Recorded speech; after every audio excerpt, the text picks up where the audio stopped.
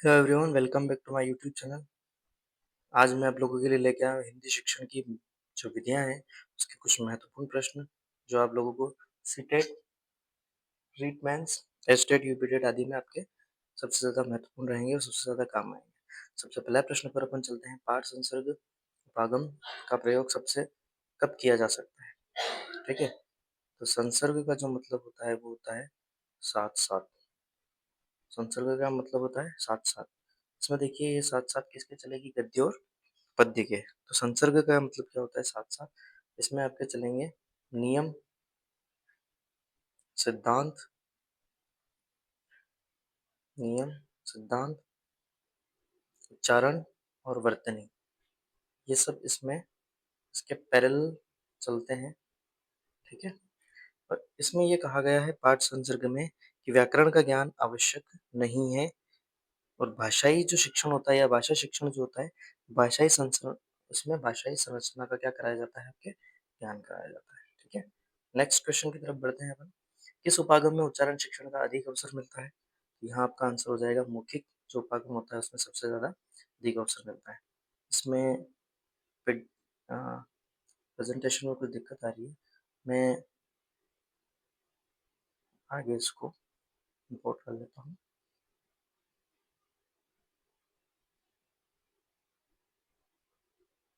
चलिए,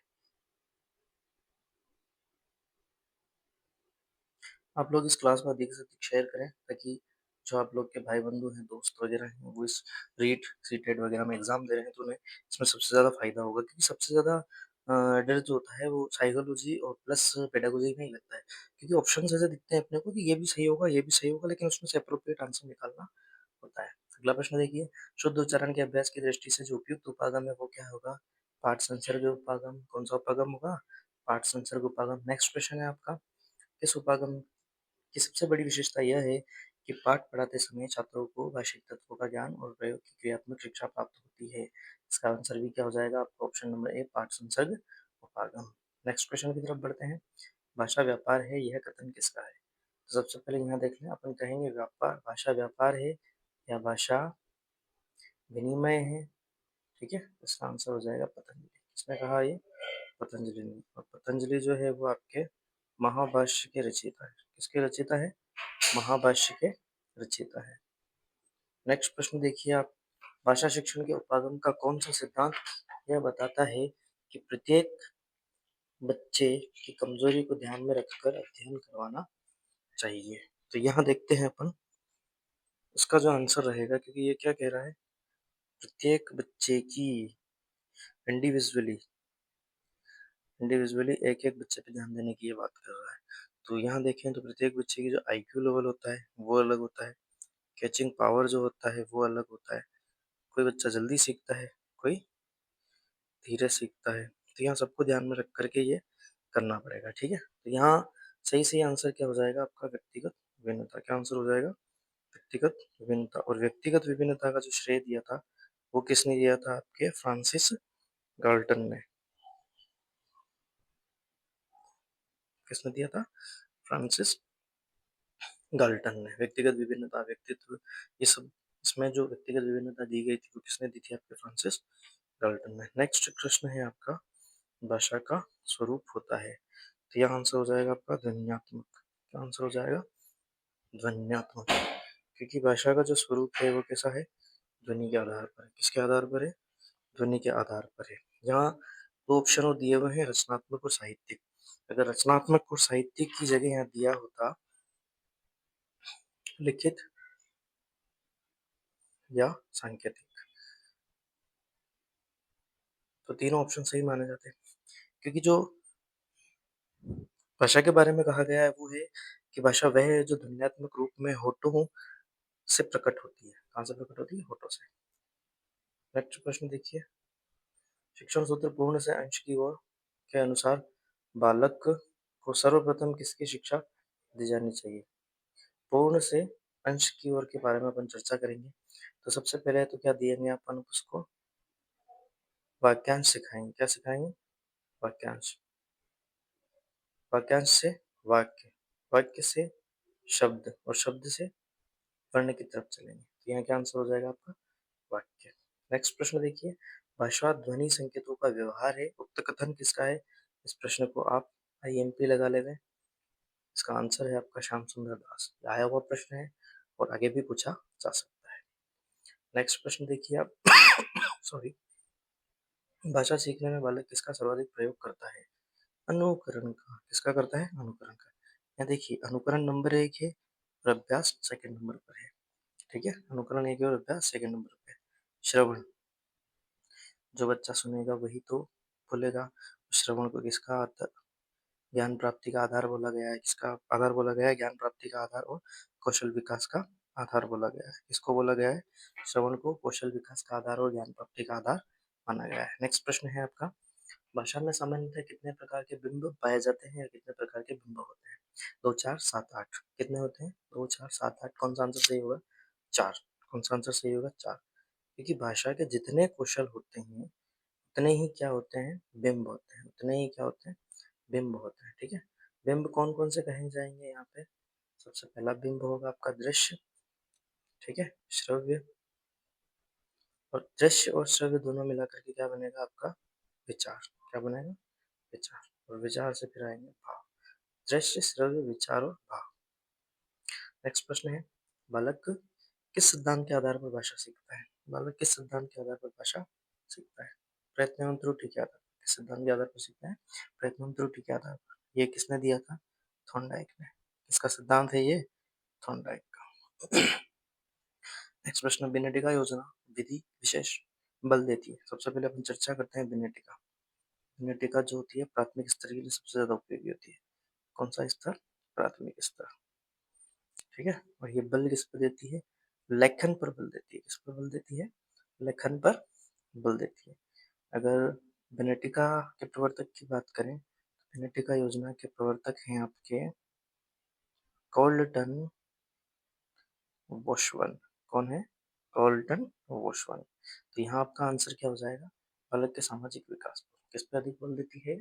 बालक के सामाजिक विकास पर सबसे अधिक बल देती है। नेक्स्ट है आपका, किस विधि में अध्यापक के स्थान पर सीतावादी की रिपोर्टों का प्रयोग किया जाता है?